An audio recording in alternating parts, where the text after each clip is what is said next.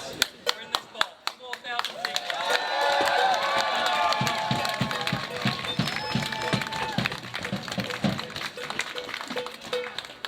Surprisingly, Mr. Will Godfrey didn't want to be here today to receive this petition. Why not? You'll have to ask him. Because he's a coward and he felt like hiding. Correct. Is there anyone from this council that will receive us, that will take our calls, that have voicemail on their phone numbers? No. No. No. We have been trying for so long, so hard, 9 months. We had one meeting, it took us 6 months. And what happened at that meeting, Peter? Peter, come here, this is our chairman. Hey!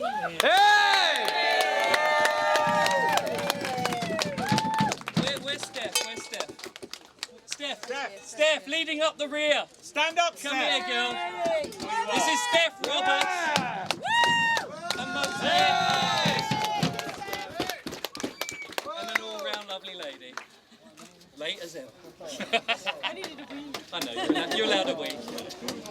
We went to a meeting about, what was it, 3 months ago? 4th of July. 4th of July, with Mr. Will Godfrey, the Chief Executive Officer of this council, your council, and his head of planning, Sheila Davis.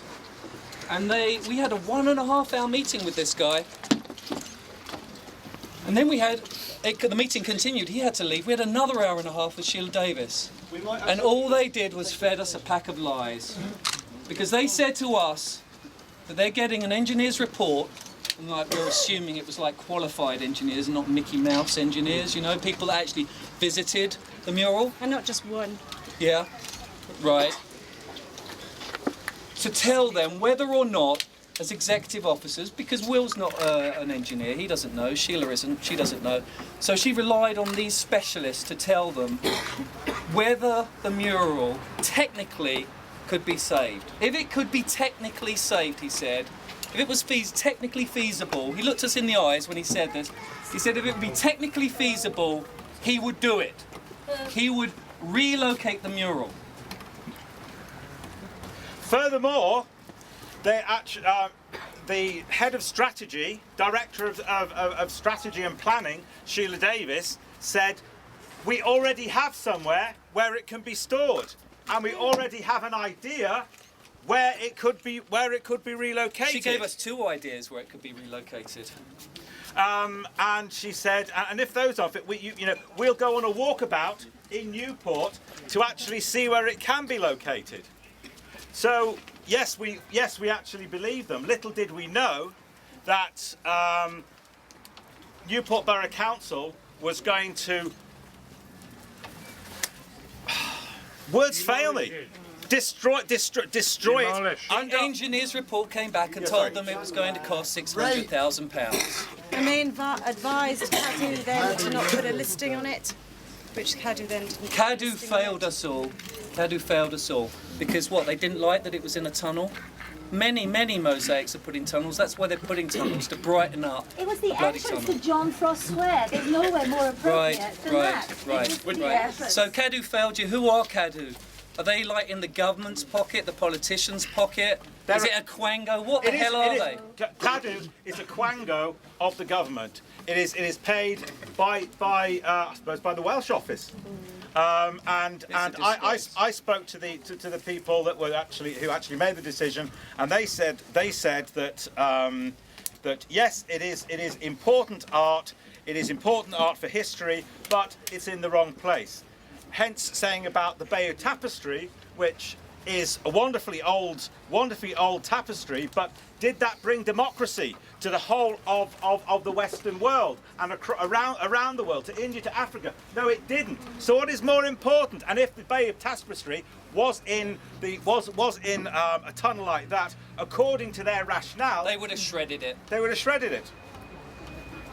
And unfortunately, these people are our representatives. But I urge all of you, when you get a chance to vote, to bloody vote, to make democracy work, because it didn't work last Wednesday.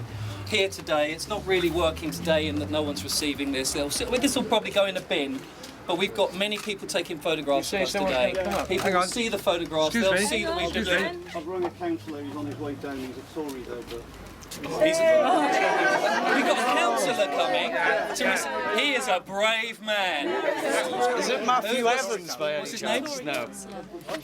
You haven't? Oh, Charles Ferris? Yeah, that's it. He was at the square this morning. Yeah. He had to go. Is And he was in the. He's coming back to do this. He was also in the reenactment with myself 3 years ago in Westgate Square. So is he coming? Is that confirmed? He's coming here. To receive this petition? Oh, good. What time? Do we know? I'll get an ETA now, I'll ring him again. Can you please? Thank you. That would be great. What a brave man. Bloody hell. I haven't heard his name or voice before today. I look forward to hearing what he has to say. He's a very strong supporter of the church. What he Well, did. yeah, but where was he when the mural was threatened? Let's hear it. Where is it? What we need, the other thing is that the councillors stated in the Argus and have stated to some of us that actual fact, there is a cabinet of councillors and each councillor has a portfolio of what they're in charge of. The person who is in charge of the portfolio for the streets didn't know anything about the destruction of the destruction was going to happen on Thursday. Nor did any of the other cabinet members know that it was going to be destroyed. So who made the decision? We want to know who made the decision. Was it Bob Bright? I wouldn't be surprised if it is. And if it who is the person that carries the can for Newport City Council? Is it not the leader of the council? If it is the leader of the council, we would call on Bob Bright, the leader of the council, to step down because he does not represent the people of Newport.